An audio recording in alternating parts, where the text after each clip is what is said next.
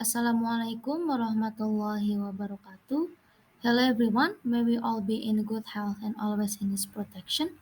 First of all, I would like to say thank you to Mr. Muhammad Isananur as a lecturer of this class. Before I start the presentation, let me introduce myself first.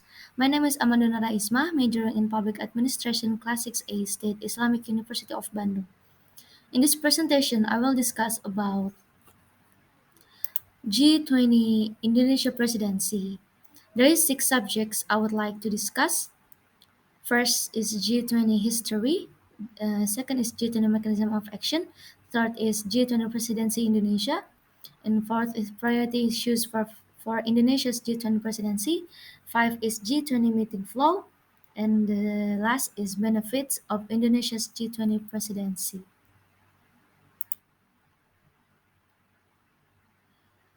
The G20 is a strategic multilateral platform that connects countries with with the world major economies.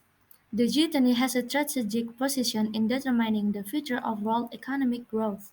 This is because collectively, the G20's members represent more than 80% of the world economy, 75% of international trade, and 60% of the world populations.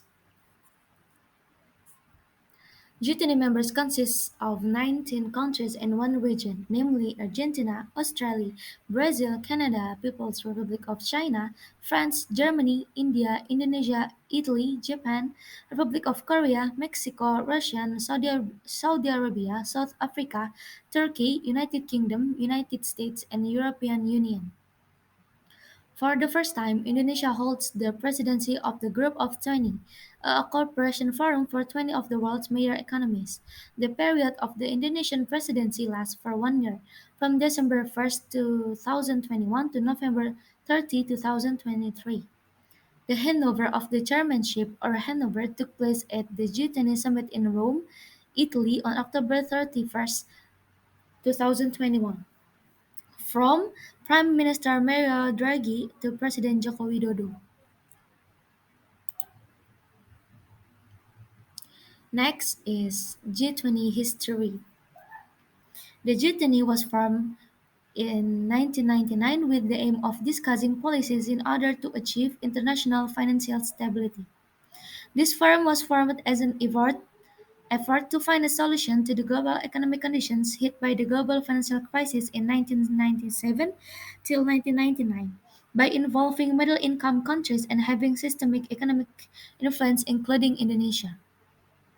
On November 14 until 15, 2008, the leaders of the G20 countries met for the first time in the first G20 summit. To prepare for the annual summit, the G20 finance minister and central bank governors, together with representatives of state leaders known as Sherpas, meet, meet several times a year. The second is G20 mechanism of action. The chair of the G20 is determined on an annual basis among its members, with the chairing country working closely with its predecessor and successors, also known as the Troika, to ensure continuity of the agenda. The G20 does not have a permanent secretariat. The agenda and most of the preparation were carried out by representatives of the G20 leaders called Sherpas, together with the ministers of finance and central bank governors. Next, we're gonna talk about G20 Indonesia Presidency. Recognition of the importance of collective efforts and inclusive collaboration among developed and developing countries around the world has always been a core goal of the G20. Today, the world needs it more than ever. Currently, the global pandemic has affected every aspect of people's life, from health, education, to international trade. At the same time, gaps in the capacity of countries to cope with crises continue to prevent the world from fully controlling the common problems and crises we face today. For this reason, as the G20 presidency, Indonesia carries the spirit of recovery together with them. Recover together, recover stronger. Out our world recovery solution. Understanding the challenges and the need for collective effort in overcoming the crisis, Indonesia will focus on three main pillars for the 2022 G20 presidency, namely promotes productivity, encourages resilience and stability, and last is ensuring sustainable and inclusive growth.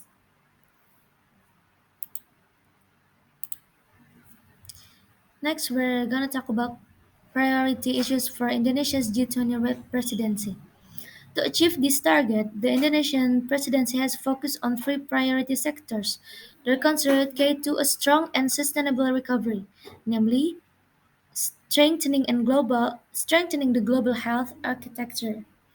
Reflecting on ongoing pandemic, the global health architecture will be strengthened, not only to cope with the current pandemic but also to prepare the world to have better responsiveness and capacity in dealing with other health crises in the future. The second is digital transformation. Digital transformation is one of the main solutions in moving the economy during a pandemic and has become a new source of economic growth. The last is energy transition. In order to ensure a sustainable and green future and address climate change in a real way, the Indonesian presidency is promoting the energy transition towards new and renewable energy by prioritizing energy security, accessibility, and affordability. Next is G20 meeting flow. In a G20, there are two pillars of discussion, namely the financial pillar called the finance track, and the second is the Sherpa track pillar, which addresses non-financial, economic, and development issues. Each of these pillars has a working group called working groups. In addition to the two tracks above, there are also engagement groups, which are 10 community groups from various professional circles which raise various topics of discussion. Its engagement group has an important role for global recovery, especially through concert in the ideas and target policy accommodation for G20 leaders. The activity will be spread in more than 20 cities in Indonesia. The first SERPA meeting in Jakarta on 7 till 8 December 2021 will be inaugural meeting of the Indonesian G20 presidency.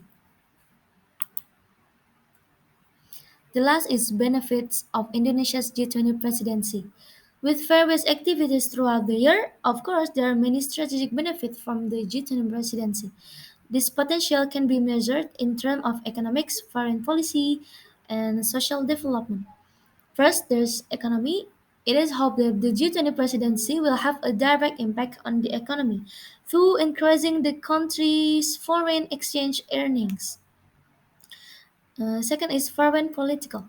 As a chair of the G20, Indonesia can encourage cooperation and initiate concert result in the three priority sectors, which are strategic for recovery. And the last is sustainable economic and social development. The G20 presidency is a momentum to show that Indonesia is open for business. There will be various showcases or even which displays Indonesia's development progress and investment potential in Indonesia.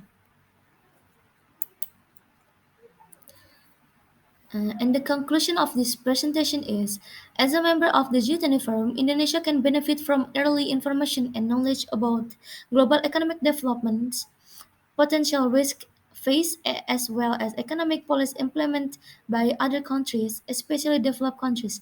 Thus, Indonesia is able to prepare the right and the best economic policies. In addition, Indonesia can also fight for its international interests with international support through this forum. Indonesia's name and achievement are also increasingly recognized and recognized by various international organizations and forums. So many discussion that I can convey about the G20 presidency in Indonesia. Thank you for your attention. Wassalamualaikum warahmatullahi wabarakatuh.